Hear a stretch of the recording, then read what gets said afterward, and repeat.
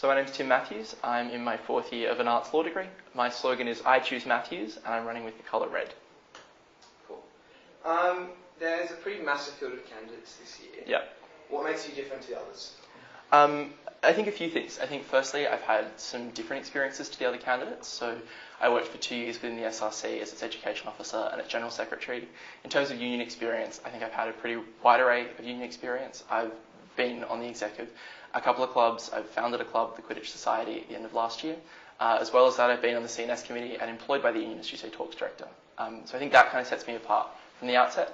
I also think I've had a pretty big role on campus in just strategic conversations about student organisations before, in terms of negotiating for the student services amenities fee on behalf of the SRC. Which means I've had quite a bit of involvement in looking at how student organisations are funded and run, how their services are likely to expand in the future, which is all part of that conversation. Cool. So moving on from that, which of the other candidates do you most identify with? I have great relations with a lot of the candidates. I think Tara's fantastic. I've worked quite a bit with Tara around SSAF stuff, around uni as well. I've also had quite a bit to do with Pat Ward on the Quidditch Stock Executive, as well as people like Robbie and Cade, who I'm just good friends with. So. Okay. What do you think of the current state of the union? I think the union's currently in quite an exciting time, actually. The last couple of years, candidates were all running on a bit of a, like, the church is in danger policy, looking at the university's takeover of commercial operations and the student services amenities fee and whether or not the union would take a portion of that. I think a lot of those risks are over. Obviously, there's a big question over what will happen to SAF in September, which the union board elected this year will have to face. But I think the union's actually in quite an exciting time now, where they're at a good point with the university. They're able to consolidate on those growths, on those gains they've had in the past, and look to grow. Look to questions of how do we engage new members. We've got $3.11 million this year from students, some of whom aren't members of the union. We get that through the student services and amenities fee. So now looking at how do we engage those students? How do we provide a return on that money? Cool. So, double-hour question. Yep. A, what do you think is the biggest achievement or most important legacy of the current board? Yep. And B, what's the biggest problem that the union is currently facing? So I think that securing the funding that they're able to achieve out of the student services amenities fee, out of those negotiations, is a huge achievement from the board. I think the fact that when the university shrunk the pie by $2 million in the SAF allocation, that the board was able to secure 3.11 is great and looks to secure more for capital investment out of the capital sinking fund. I think that's a pretty big achievement for the board. In terms of challenges that the board faces, I think that this board has faced some challenges in terms of member engagement. I think that people have been pretty angry at the way that the board has been not sufficiently consultative on certain issues. I'm thinking most recently about the Indigenous Festival and the way that the board went about handling that in terms of when members had problems with it. So I think that the next board, in terms of improving on what this board has done, needs to look more at open and active consultation, more in line of what was done this year with like the AA consultation. I think we've got a great conversation happening with affected members. I think going down that route in terms of engaging members is a way of dealing with that problem. So how is that achieved? Do you set up some kind of direct democracy model? Do you kind of do focus groups? I mean, what kind of model could work? Few ways. So the union currently does focus groups, sort of, with some marketing decisions, that kind of stuff, through the USU Hub. They're fine for marketing decisions, but obviously aren't great for strategic conversations. I think previously the board had a lot more sort of open forum meetings. So back in the days when the university was looking at taking over commercial operations, the then board ran a series of big events in Manning that were really well attended, where the board were like, this is what's happening, and provided opportunities for students to voice their concerns and provide that feedback directly. I also think that this board, or that the board in future, could look to communicating sort of before things happen. So I think that one of the problems with the Indigenous Festival was that a lot of people weren't aware of the Indigenous Festival as a program until very shortly before it happened. That was true among like the Indigenous community as well as the non-Indigenous community on campus. So I think kind of being more open and proactive with those conversations, advertising what we're doing, seeking input on those questions is a way of doing that. On that topic, yep. In which circumstances do you think it's appropriate for a board meeting to go in camera? So I think in limited circumstances. I think the only times when it's appropriate for a board meeting to go in camera are firstly when there is potentially commercially sensitive information, that is information provided by external bodies, when the board's considering legal advice, and thirdly and finally when the board is discussing issues that could potentially lead to a claim in defamation. I think the only three issues. I don't think that there's any room for, like, where things are sensitive but not commercially sensitive. I think members have a right to know. You say in your policy book that you currently have a part-time job at a law firm. Yep. You're also approaching the end degree, I Yep. understand. Can you guarantee that you'll be able to commit fully to the board, given potential working requirements in the future? Yeah, so my parents are going to hate this answer if they watch the interview. I'm not actually nearing the end of my degree. I should be, but I've got another 3 years left because I've mucked around with the union and the SRC for so many years. Yeah, I can commit the time, absolutely. My part-time job at the law firm is, at the moment, 3 days, but that's something that I can absolutely reduce with them. They're really flexible about that. And yeah, my degree is, I'm going to be here forever, so that's not something that's going to take me away from board duties. Cool. Moving on to a few things about your policy. Yep.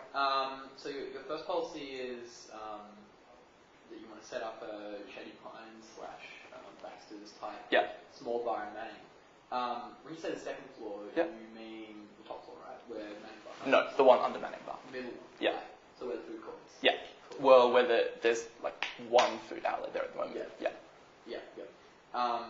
So that would be a fairly big expense converting that whole space. Do you see there being finances available to fund that? Yeah, so I don't think the finances currently exist within the union, but I think that there's the opportunity to source finance for it. I don't think it is in the scheme of capital investments. I don't think it would be a huge investment. The capital sinking fund the university put aside is $2 million. So the university has $2 million to fund new capital projects by student organisations. Obviously, there are competing claims on that from sport and fitness primarily and the Cumberland Student Guild. But I think there's definitely room in that for money for a refurbishment of the second floor Manning. If you look at comparable programs the union's currently got costed, they looked at a refurbishment of the courtyard outside Herman's, and that looks at costing somewhere around between 150 and 200,000, I think, on the last estimate. So I don't think it would be hugely expensive. I think there'd be a reasonable portion of that pie for the union. In recent times, Manning bars has struggled to attract a greater audiences in the past. Do you think it might be dangerous to have a second bar competing if it's so close? Do you think it might cannibalise the potential audiences for those bars and lead to a loss of revenue for Manning? Yeah, look, not at all. That's actually why I think I've suggested this policy. So I think Manning's gone through a little bit of an identity crisis. If you're in there certain days, it's packed to the rafters. If you're in there sometimes, it kind of feels like you're drinking alone in a pub down Parramatta Road, and it's a bit lonely. Also, if you're trying to run a club event in there, for some of them, Manning is just too large. Like, it kind of doesn't feel intimate enough. But for others, Manning is too small. So when we have events like the start of semester party, those events, Manning just was incredibly crowded, and some people were turned away and have been in previous years. I think a small bar on the second floor deals with those problems in a few ways. I think that, firstly, you could close the main Manning bar area, or you could reduce the staff levels on that at times when you had a low flux of people, and allocate those staff down to the second floor, have a smaller bar that wouldn't kind of feel as big and cavernous. I think for small club events, you could also run them out of there. But additionally, when we're having huge events, when you're having huge parties like an O Week, you'd be able to open up both floors and have them run across 2 floors. You could put a DJ set down on the second floor as well, so you could have music on both floors happening, and you could get enough people into Manning. Okay. Thanks. So you mentioned an equity grant. Yep. What would that entail? Is that an attempt to provide access membership to people from a low SES background, or? No. So that's about the cost of. So once you've got the access card, the cost of actually participating in USU programs. So if you're a first year, say, art law student this year, you've paid $100 for an access card. You've paid however much money to join different clubs and societies. This year you would have spent $190 going to law camp and $140 going to arts camp. You could conceivably be spending more money than that on different parties and functions. So what some societies do is enter into arrangements with students from low SES backgrounds to say, well, you don't have to pay the cost of arts camp up front. We'll negotiate with you that you can do a part payment plan over the course of semester. I think that's a fantastic initiative, and those clubs should rightly be rewarded for doing that. But I also don't think it's really the responsibility of clubs to do that. I think the USU should essentially take on that responsibility. So what I'd like to see is the CNS office, if a student said, well, I don't have the financial means to attend this particular camp or this particular club event, the CNS office could negotiate to provide a grant to make that easier. It's not actually helping lower the cost. You're worried you might end up burdening students with debts. They might take on debts maybe that they come back to hurt them later in the semester, say the Centrelink drops out or something like that? Yeah, that's absolutely a risk with any program like this. But I think that's also like a choice in the program between, well, on the one hand, that a student is locked out of that orientation experience or being involved in that club, and the possibility that they'd have to then renegotiate that payment with the university over longer periods of time. I think the CNS office has the resources to be accommodating in that instance with students whose circumstances might have changed. But I also think that if it's way up between that potential situation and a situation in which students aren't able to attend in the first place or even conceive of attending, I think that's much more damaging for a student's experience on campus because it means they will self-select out of the student experience, which is something that I think that an equity grant system could go a fairly long way to fixing. How would you deal with students who were failing to pay back those loans, who just said, or who just disappeared or just said, I'm just not paying back, or whatever happened in that? Yeah, with any loan scheme, there are problems like that, and there'd be an extent to which some of those things would become, I suppose, a sunk cost for the union, and you just have to lump it if a student transferred out of the university. But I think realistically, most students who genuinely are in financial need and would reach out to the union for this, I don't think are going to run off on the union's generosity in that instance. But secondly, I just think the union currently has ways of securing payments for members for things. If people sign up to things and then don't pay, they have ways of dealing with that I think would be fine. Okay, so finally on policy, you mentioned you want to introduce a social fitness program. Yeah. SUSF currently has something similar to that. Yeah. How would it differ? And if it would differ, and if it would be better, how it's provided by the union? Yeah, so this is a program I think for people like me who are aspirational and they want to get fit, but kind of lack a little bit of drive to do so, which can be firstly quite expensive, but B is often targeted to people who are, I suppose, a little bit more elite or a little bit fitter than others. I think that a social fitness program has been very successful on a lot of other campuses around Australia and internationally. I think the point of difference for USU One is it is less commitment, is much more like a fun social environment. You could run things like morning jogging clubs, yoga and tai chi on the front lawns because I think it'd be awesome. I could make a fool of myself doing it. I think that'd be great. I think that you'd be tapping into a niche of people who have interest in getting fit, but not necessarily in going to the gym all the time. They're the kind of people that, when clubs, for instance, run in the city to surf, or when clubs do the Cold Classic, they tap into that niche of students who want to get fit but don't find other outlets on campus. I think they're the types of students you'd be bringing to a USU social fitness program. Great. Okay, well, we're probably going to move on to our last section, which is politics and personal background. Sure. How would you describe your political philosophy? On campus or just in general? General. Just whichever way. Yeah, I would consider myself left-wing. I'm one of those classic voters who's kind of disaffected with the Labor Party as a left-wing option federally. So I wouldn't say that I have a particular party alignment.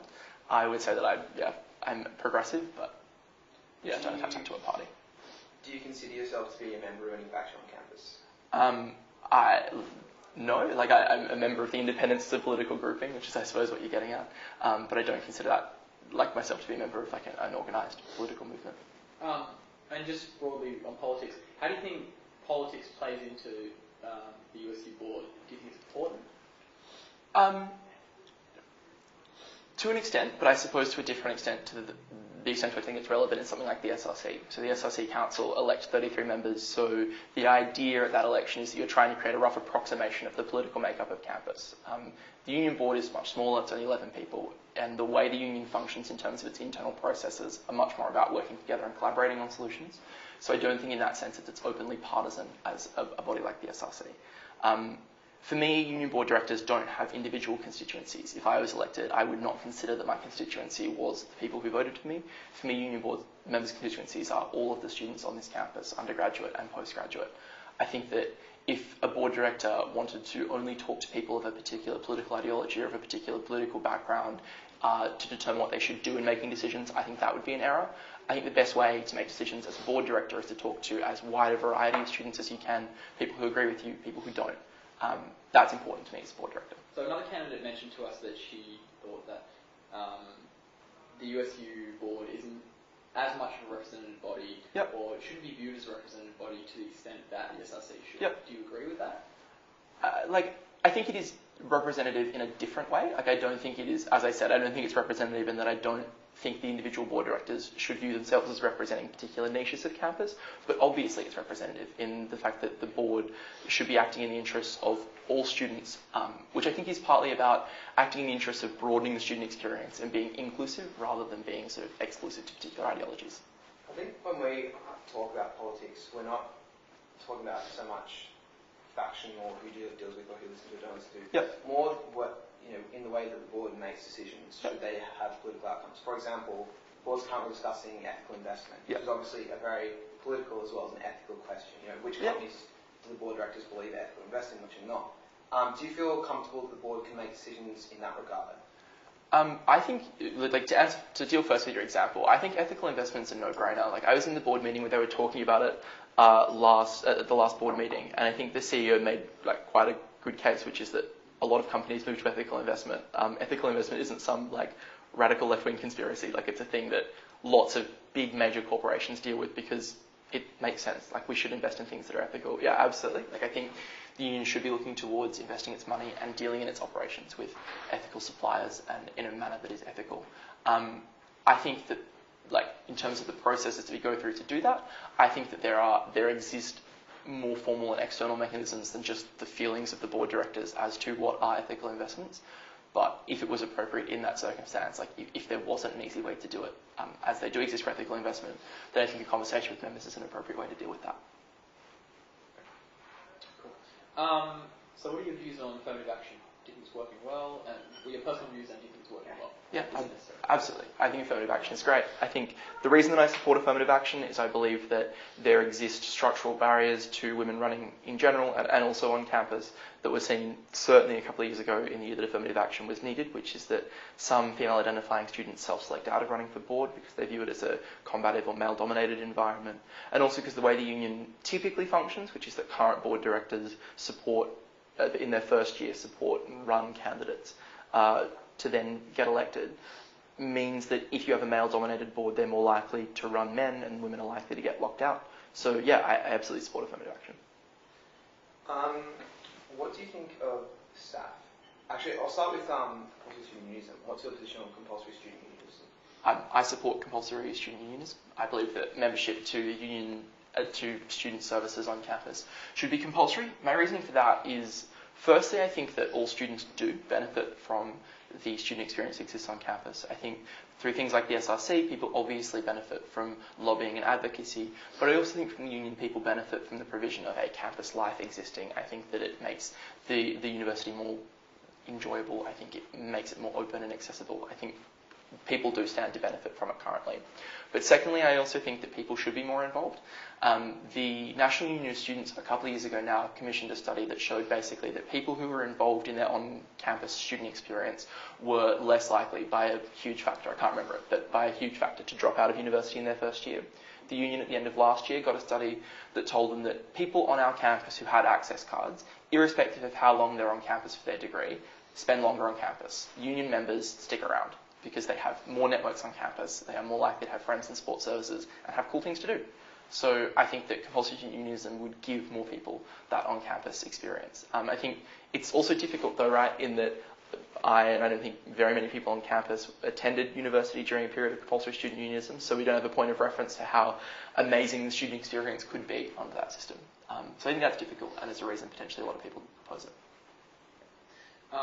So moving on to the SAF, I guess more broadly and philosophically, I think it's a good compromise.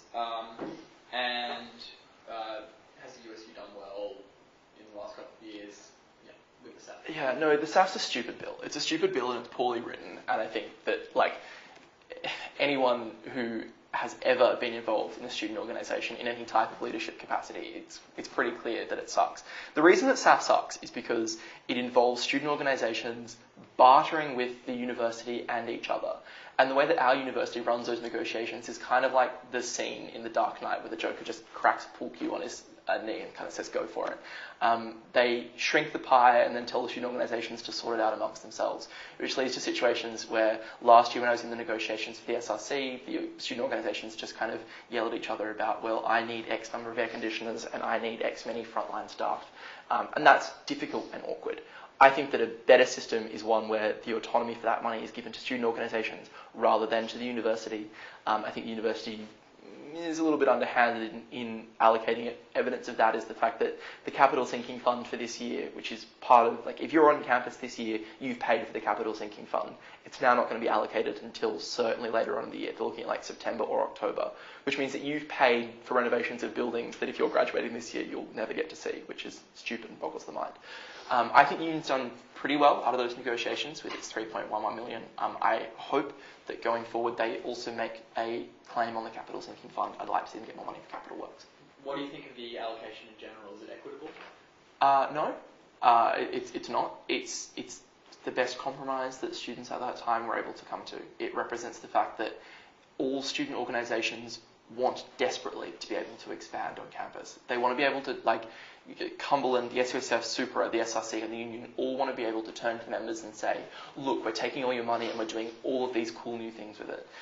The reality of the SAF allocation process is that none of them can realistically do that. And I think in light of that reality, they've done a pretty good job in dealing with that compromise. I don't love it. I would love to see organisations like SUSF that charge quite a bit for membership receiving less student money until they reduce those membership fees. I think the union has worked to reduce its membership fees in light of that particular compromise over the last year and will look to do so into the future as well. But it's as good as they could have done. In recent year or so, there's been a bit of a move, at least with the board's public statements in relation to university allocation staff. They've taken a much more conciliatory tone. Yep. They also, for instance, congratulated Vice Chancellor Michael Spencer on his reappointment. Yep. You sound like you're quite unhappy with the way the university is redistributing our resources. Would you take a more aggressive public stance against them, or would that be confined to negotiations, or how would you deal with the university? That's a difficult question because I think that question is actually contingent on a whole bunch of things. It's contingent upon what the university is actually doing. So, like, is it like in a circumstance where the university was seeking to defund the union? Obviously, I think the union should grow more critical of the university, which is what happened previously. And I was really involved as a volunteer coordinator of the Are You With Us campaign, which was all about saying to the university, here is a huge number of students who support the union and think it's fantastic and really worthwhile. Get your hands off it. That was a really important program, and I was really happy to be a part of it. I thought it was really positive and productive. In other circumstances, it can be not productive to decry the university all the time and constantly. I think there's nothing wrong with taking a firm stance that we think this process should be better, should be more equitable, should be more open to students. That's fine, and I think the union should be more honest in saying those things. Cool. So you've run for and you've held many other positions in student organisations over your 3 or 4 years at university. Yep. You've been the education officer at the SRC, as you say. You've been the general secretary of the SRC. You were on the council the year before. Yep. What reason do we have to believe that you're passionate about being a board director? Cool. So I've also been really involved in the union in the past. Like you've listed my SRC experience, but at the same time as doing all those things, I've also been involved in a whole bunch of clubs and societies. On the CNS committee, I've also been the volunteer coordinator for the Are You With Us campaign, the Tuesday Talks coordinator. I hate being in class. I like doing all of the things that are outside my degree. The reason you can trust me that I'm committed to being a board director is because, dorky or not, I think the job of being a board director sounds incredibly cool. The idea that I can be part of strategic conversations that shape the union. I mean, this year they developed a strategic plan, or the last couple of years they've been developing a strategic plan, but this next board gets to operationalise that plan, gets to say, well, we're talking about building a better on-campus community, what does that look like? That sounds awesome to me. It sounds just like the conversation that I want to be part of, based on my student experience currently. So I think you can trust me. Okay, sort of following up on that, last year you were the General Secretary of the SRC, which is the second highest paid position in the organisation, I believe. I think you received an $18,000 stipend. But despite that, according to our records, you missed 17 of the 25 executive meetings last year. Could you maybe explain why that was and explain why you'll attend better if you're a union board director? Yeah, so at the time when the SRC executive meetings are kind of a bit in flux. There's not a set meeting time for them. At the time, the then president asked what the availabilities were. I gave my availabilities, and then they organised executive meetings in times when I was, like what I said, I would always be unable to attend, either by virtue of having class or work. I tried to phone into as many meetings as I could. So when I was at work, I was on the phone in some of those executive meetings. Not all of them. The union meetings are much more regular and set down. And also, that was at a time when I just moved out of home, was struggling financially and had to work a little bit more to make ends meet there. That situation is no longer as much the case. So I'll be able to reduce the amount that I work.